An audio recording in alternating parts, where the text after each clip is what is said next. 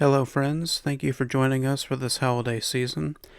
I wanted to share an old Christmas story from my childhood with you, and I believe that I only saw it once as a child, but I never forgot the story. I remembered every facet of the story, except its name. When I rediscovered it in my adult life, I couldn't help but laugh at the irony of the title. The special is titled The Town That Santa Forgot, and it debuted back in 1993, but when I first saw it, it was a rebroadcast on Cartoon Network in the early 2000s. Before I go over the basics of the story, I want to take a moment to commemorate the streaming service Boomerang. It was tragically shut down this year, and it was one of the last places that you could view the special legally. So if you're interested in viewing the special for yourself, you will have to do some looking to find it, but I'll include a link in the description if you wish to view it now. The special is very short, only running approximately 22 minutes. The plot is very straightforward, so here it is. We open on a grandfather sitting in his living room with his two young grandchildren, warming themselves up by the cozy fireplace.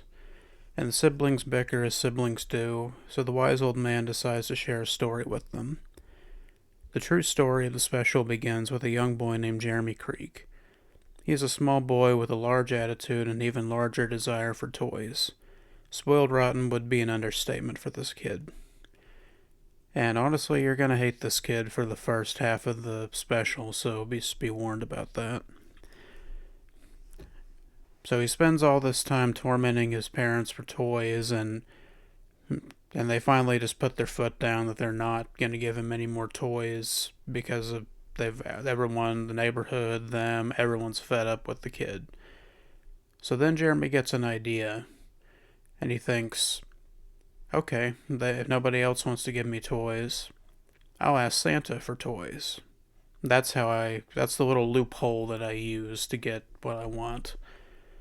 So he constructs a Christmas list so vast that the paper scroll seems to roll to eternity, and he sends the list to Santa, awaiting a treasure trove of toys come Christmas morning. What happens next is the turning point of the story. So Santa receives the letter, and he's amazed at the overwhelming size of the Christmas list, but resolves to fulfill it all the same. Christmas Day arrives, and Jeremy Creek awakens to find no toys, no Christmas presents of any kind in his house. Confused and angry, Jeremy watches the television with his parents. A news broadcast shows an astounding sight. An entire small town was visited by Santa Claus in the night. That town's name was Jeremy Creek.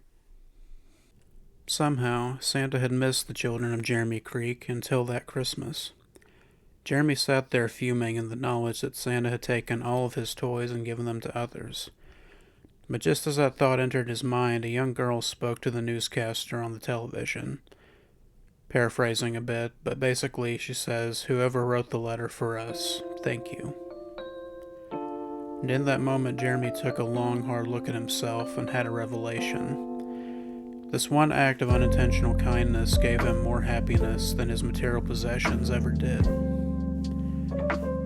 And Santa took notice of Jeremy's change of heart and offered him a job working by his side on Christmas Eve. Jeremy gladly takes up the position and works with Santa for several Christmases. Eventually, Jeremy outgrew the position, and he had to say goodbye to Santa. The story ends with the grandfather and kids having a thoughtful conversation about the story and how the kids want to be better people. There is a fun twist that reveals that Jeremy Creek was a real person the whole time, but I'll let you watch the special to see the whole twist in its glory. But I always really appreciated this special. It really spoke to me as a kid, and it's not often that as a kid you watch something once and you still remember it 20 years later, but this one always did. The funny thing was, I thought it was called Jeremy Creek. I thought the special was called Jeremy Creek, so that's why when I was looking it up for this video, I just looked up Jeremy Creek, and the special itself didn't come up, but there's a short story named Jeremy Creek, which is what this is based off of. So I don't know why they went with the title that they did, but kind of made things confusing for us. But it's fine. I'm glad to have found it and rewatched it up after all these years, and it just always struck a chord with me. And it, even as an adult, looking back on my life, I don't know. It kind of meant more to me the second time watching it. So, if you have seen it, please give it a rewatch just once, just to see if it strikes a chord with you like it did me. And if you haven't seen it, obviously watch it. I mean, that goes without saying. If I make a video about something, I'm obviously recommending it to you. But friends, it's the end of the year, and I can't believe how fast that it's come. I want to send all my best wishes and holiday cheer your way. I have a lot of new faces watching, and whether you've followed me for years or this is the first time that you've found me, thank you for being here. I hope that wherever you are and whatever you may celebrate, that you're happy, healthy, and safe. And I will be releasing a special video in January, so if you're interested in that, I'll see you then. Until then, happy holidays.